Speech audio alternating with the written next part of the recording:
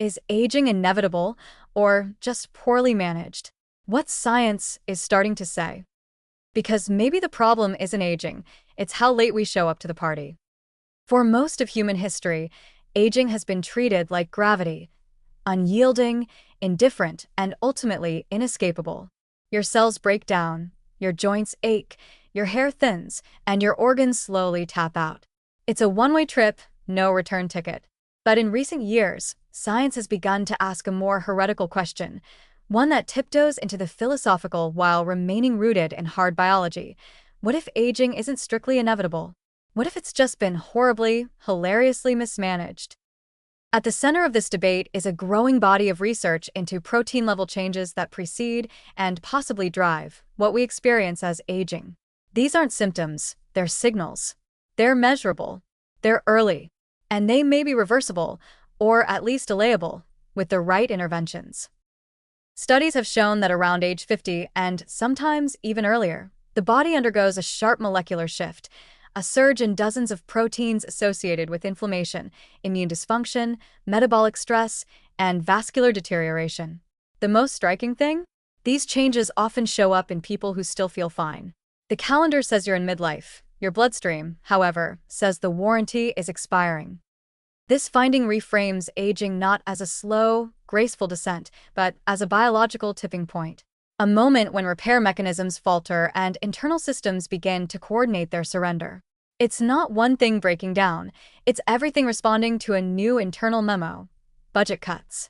Effective immediately. But here's the twist. Just because these protein spikes usually happen doesn't mean they must. Some individuals, thanks to genetics, lifestyle, or dumb luck, don't experience these shifts until much later or at much lower intensity. And this variability is the crack in the door. If aging can be delayed at the molecular level, then it might be manageable. Not cured, let's not get delusional, but steered. Slowed. Smoothed. This is where early interventions come in. Scientists are increasingly focusing on biomarkers, proteins, metabolites, epigenetic tags, that predict biological age and disease risk before symptoms appear. It's not just about watching people get sick and then reacting. It's about listening to the blood when it whispers that trouble is coming. Can we silence those whispers? Early evidence suggests maybe. Lifestyle changes like plant-heavy diets, resistance training, fasting protocols, and stress modulation can shift protein expression in real time.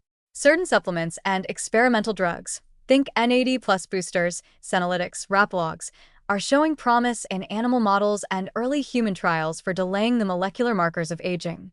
Even short-term interventions have been shown to reverse epigenetic age by several years. The needle can move. Which raises the existential question. If we can manage aging like a condition like blood pressure or cholesterol, then what is it really? A fate or a series of missed maintenance appointments? To be clear, no one is arguing that aging can be halted entirely. Entropy still exists. Mitochondria still decline. Telomeres still shorten. But the timing, severity, and consequences of that decline are far more plastic than we once believed. Aging isn't a light switch, it's a dimmer. And for the first time in human history, we might have our hand on the dial. Of course, this brings in a whole new layer of complexity. What happens when biological aging becomes something you can measure in your 30s, treat in your 40s, and postpone in your 50s? Do we start moralizing who deserves to age well based on their habits or access to care? Will the wellness elite age gracefully, while the rest fight for scraps of vitality in an inflamed, overworked body? These aren't scientific questions, they're political and ethical. But they're coming whether we're ready or not. Still, there's something deeply optimistic at the heart of all this. Aging, once seen as a slow inevitability, is being reframed as a system of processes, and systems can be hacked, supported, or optimized. What if we treated the transition into aging not with resignation, but with preparation? What if age 40 became the new biological check-in, where we fine-tune rather than wait for collapse? So no, aging isn't a choice. But how and how fast you age might be. The new science of proteomics and aging clocks doesn't promise immortality.